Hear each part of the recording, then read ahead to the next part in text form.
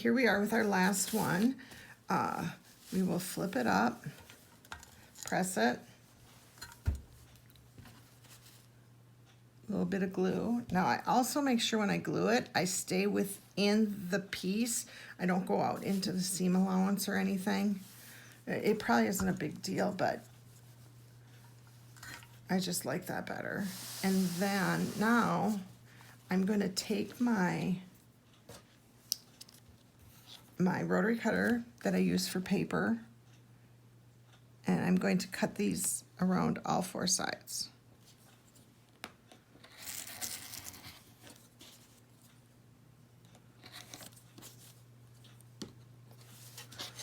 And this is,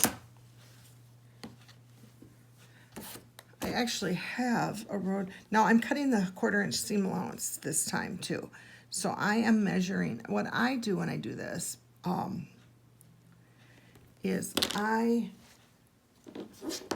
put my 1/4 inch on the finished side, and I don't really pay attention to their 1/4 inch seam allowance.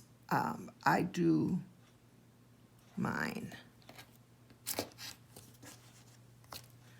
Now I have another rotary cutter that is for paper, but it's kind of a weird one. I don't really like it. That's why I use it for paper.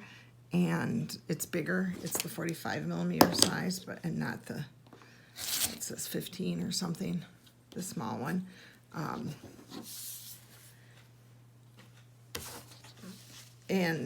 But I'm not using that. I tried it earlier and it didn't cut through well, and it was just ugly. So I'm using this one. Just have to push a little bit harder. So there we are. Voila. We have it. So now the last step is, you always close your rotary cutter and set it down, right? Is you remove the paper. Now, just be a little careful when you pull off on the glue. This is why you don't use much glue. It doesn't take much to hold it. And then pull the paper. They say to pull the papers off, whoever they are, a suggestion, I guess, is to pull the papers off in the opposite order of how you sewed them on, and I think that's just easier because the seam allowances, crossing, etc. But you do it how it's paper, it's quilting. So then, now you may have seen the tweezers earlier. If you have little pieces of paper, I'm kind of picky about that in here, but I don't see any right now. With these small seam allowances, or the small stitch size, the pieces rip really easily. So there you go.